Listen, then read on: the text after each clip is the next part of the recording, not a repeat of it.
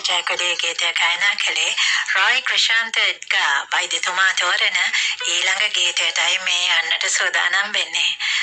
මේ ගීතය අපිට ලැබෙන ලියමනක් වගේ. එතකොට ලියුම් කියන එක ඒ ලියමන කොයි වගේ ලියවිල්ලක්ද? ආදරණීය පුතෙක් වෙන්න පුළුවන්, ආදරණීය දුවෙක් වෙන්න පුළුවන්. අම්මට මේ විදිහට ලියන්න පුළුවන්.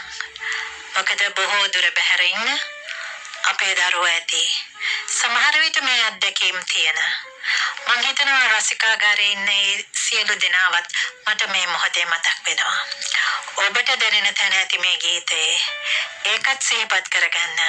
රොයි ක්‍රිෂාන්ත එඩ්ගා මේ තෝරන මේ ගීතය ආචාර්ය අජන්තා රණසිංහගේ ලියවිල්ලක්. විජය කුමාරතුංග මේ ගීතය ගායනා කරනවා. මේ ගීතය ගැන යමක් කියමු. ඇත්තටම විජය කුමාරතුංග කියන්නේ මම සිත්ගත් ප්‍රධාන නළුවෙක්. ඔහු නළුවෙක් පමණක් නෙමෙයි, ඇත්තටම ඔහු මානව හිතවාදී. ඊටා ෘතහස්ත දේශපාලඥයෙක්. විජයගේ සියලුම ගීතවලට මම ගොඩාක් කැමතියි. ඇත්තටම මම මගේ ප්‍රථම පත්වීම ලැබිලා කොළොන්න ප්‍රාදේශීය ලේකම් කොට්ටාසේ ප්‍රජා සෞඛ්‍ය වෛද්‍ය නිලධාරියෙකු ලෙස සේවය කළා. වසර 8ක් මගේ ප්‍රථම පත්වීම.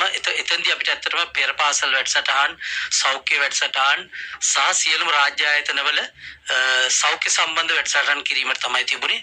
ඒ ඇතුලේ මම එහි නතර වෙලා ඉන්න කාලේ මම දහවල් ආහාරය ගත්තේ ඇත්තටම එක වයස්ක අම්ම කෙනෙක් හිටියා. එයා තමයි රසට උයලා දෙන්නේ මට දහවල් ආහාරය. ඒතකොට දහවල් ආහාරය ගැනීමට දිනක් මං ගිය වෙලාවේ අම්මා ගොඩාක් වෙලාවට මගේ මූණ දිහා බලාගෙන ඉන්නවා. එතකොට මම ඇහුවා අම්මේ මොකද හැමදාම මම දැන් කණ්ඩාවට පස්සේ මූණ බලාගෙන ඉන්නේ කියලා. නෑ මට මගේ පුතා මතක් වෙනවා කියලා. මං ඇහුවා ඇයි කොහෙද ඉන්නේ දැන් එකම පුතා දැන් බදුල්ලේ සයිට් එකක වැඩ කරනවා. කියන්නේ කොළොන්නේ ඉඳලා බදුල්ලේ සයිට් එකට ගිහිලා එහෙ වැඩ කරනවා. ඒ වැඩ කරන ගමන් ඒ අම්මට ඉඳහිට එවන ලියුමක් ඒ ලියුමක් එක දවසක් ගෙනහලා මට පෙන්නුවා. ඇත්තටම ඒ කියන්නේ අම්මට මේ සමාන අවවාද තමයි අම්මට දීලා තියෙන්නේ. අම්මව රැකගන්න ඔහු වෙන මහන්සිය තමයි ඒ අම්මා මට ඒ වෙලාවේ කියලා දුන්නේ. ඇත්තටම මට ඒ සිද්ධිය මතක් වෙලා තමයි මට මේ විජය කුමාරතුංගගේ තව ටික දුහයි මාසි අන්තිම වෙන්න මගේ රත්තරන් අම්මේ මං පඩි අරන් අද හෙට එන තුරුගමට